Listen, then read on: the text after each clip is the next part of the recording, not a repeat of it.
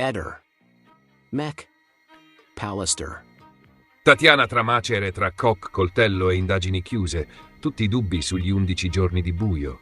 La storia di Tatiana Tramacere, 27enne di Nardò, è stata raccontata per giorni come un giallo a lieto fine, ma pieno di zone d'ombra.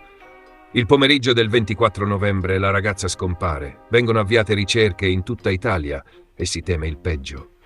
11 giorni dopo viene ritrovata viva a pochissimi metri da casa, nella mansarda dell'amico Dragos Ioan Gheormescu, 30enne di origine rumena, con cui aveva intrecciato una relazione. È un lieto fine solo in apparenza, perché da allora si è aperto un fronte di domande, sospetti, smentite e nelle ultime ore anche la chiusura formale delle indagini per mancanza di reati. Secondo le ricostruzioni, a voler sparire sarebbe stata la stessa Tatiana. Avrebbe trovato in Dragos una sponda per allontanarsi dalla quotidianità, rifugiandosi nella sua piccola mansarda a Nardò, a poche centinaia di metri dall'abitazione di famiglia. La scomparsa viene quindi inquadrata come allontanamento volontario, dentro una relazione appena sbocciata che i due avrebbero voluto vivere lontano dai riflettori dei genitori e del paese, mentre fuori si mobilitavano forze dell'ordine, volontari e un'attenzione mediatica crescente. Quando i familiari la raggiungono al momento del ritrovamento, però, davanti ai loro occhi non c'è l'immagine di una 27enne che ha semplicemente passato 11 giorni da innamorata. Rino Tramacere racconta che la figlia era sofferente, smagrita, senza forze, incapace persino di reggersi in piedi. Dice che l'hanno dovuta portare via letteralmente a forza di braccia. In più racconta che, per come l'hanno vista, è impossibile per lui credere alla narrazione di un semplice allontanamento gestito con leggerezza.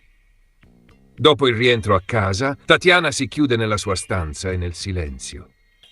Il racconto del padre è quello di una ragazza che non vuole vedere nessuno, non parla, non chiede nulla, rimane ancora sotto shock, mentre i familiari cercano di proteggerla da giornali, televisioni, social e polemiche esplose sulla sua vicenda. Avrebbe riacceso il cellulare, seguirebbe in parte quello che si dice sul suo conto, ma molte cose la ferirebbero. La famiglia insiste sul fatto che dietro il caso c'è una persona che ha bisogno di recuperare serenità, prima ancora che di rispondere alle curiosità del pubblico. Sul versante opposto c'è la versione di Dragos Ioan Gheormescu e del suo legale Angelo Greco. Il 30enne parla di una convivenza decisa insieme, di un sentimento reciproco e di un amore che li avrebbe spinti a vivere quei giorni chiusi nella mansarda. Racconta che già un mese prima avevano salvato un gattino e che proprio quel pretesto sarebbe stato l'innesco dell'ultima salita a casa sua. Sostiene che Tatiana gli avesse chiesto di non dire nulla a nessuno, che lui avrebbe sottovalutato le conseguenze della decisione, travolto dall'innamoramento. Il difensore sintetizza così la linea ufficiale. Nessun maltrattamento, nessuna costrizione, solo un allontanamento volontario frutto della volontà della ragazza, con una convivenza consenziente. L'avvocato Greco entra anche nel dettaglio delle condizioni fisiche della giovane. Da un lato riconosce che i genitori l'avrebbero trovata priva di forze e, secondo alcune ricostruzioni, addirittura denutrita. Dall'altro precisa che, a suo giudizio, questo non sarebbe il risultato di una volontà deliberata di Dragos di lasciarla senza cibo, ma semmai di una scarsa attenzione al loro regime alimentare durante quei giorni chiusi in casa, in un contesto che lui continua a definire consensuale.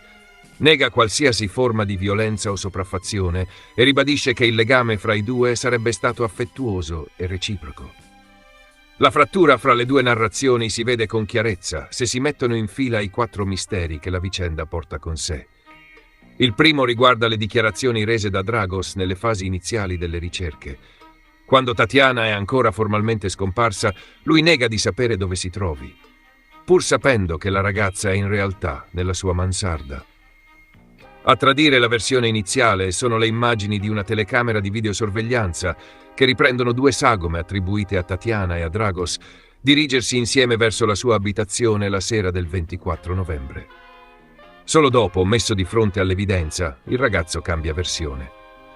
L'atteggiamento, percepito da molti come una bugia consapevole alle forze dell'ordine, resta al centro delle domande della famiglia e dell'opinione pubblica. Il secondo mistero è la gestione di quegli 11 giorni di reclusione volontaria o presunta tale. Che vita hanno fatto Tatiana e Dragos in quella mansarda minuscola di Nardò, descritta come piena di piatti sporchi, mozziconi di sigarette e disordine? Se hanno avuto contatti con l'esterno, come hanno gestito l'alimentazione, in che modo si è arrivati allo stato di debolezza con cui lei è stata ritrovata? A chi spettava decidere cosa mangiare, quando uscire, se uscire? Su questi aspetti, al di là delle formule generiche, né Tatiana né Dragos hanno finora offerto un racconto pubblico dettagliato e le poche informazioni arrivate agli inquirenti non sono state rese note nei particolari. Il terzo enigma è quello del coltello. Quando i carabinieri fanno irruzione nell'abitazione di Dragos, Tatiana viene trovata sola e impugna un piccolo coltello. Da chi pensava di doversi difendere? Era un gesto di paura istintivo verso chi stava entrando in casa.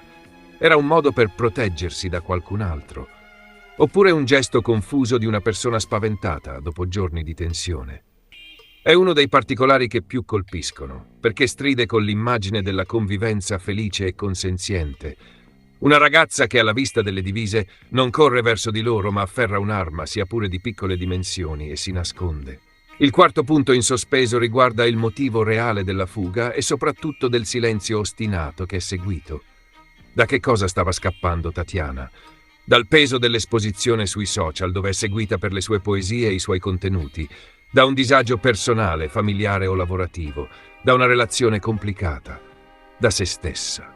In alcuni commenti è stato ipotizzato che la scomparsa potesse essere stata in parte inscenata anche per cavalcare l'onda mediatica. In altri, compresi i racconti della famiglia, questa ipotesi viene respinta con forza e giudicata offensiva. In più, secondo indiscrezioni giornalistiche, la ragazza avrebbe confermato agli inquirenti che l'allontanamento per un paio di giorni era stata inizialmente una sua scelta e non il frutto di un sequestro, salvo poi trasformarsi in un caso fuori controllo. La famiglia, però, continua a non riconoscersi nella versione di un mero allontanamento volontario scappato di mano. Il padre Rino e il fratello Vladimir sottolineano che, per le condizioni in cui è stata trovata la 27enne, non è credibile pensare a una ragazza padrona della situazione, capace di gestire una fuga mentre a casa vivevano nel terrore. La convinzione dei parenti è che ci sia ancora molto da accertare su cosa sia realmente avvenuto in quei giorni nella mansarda di Dragos, al di là delle definizioni giuridiche.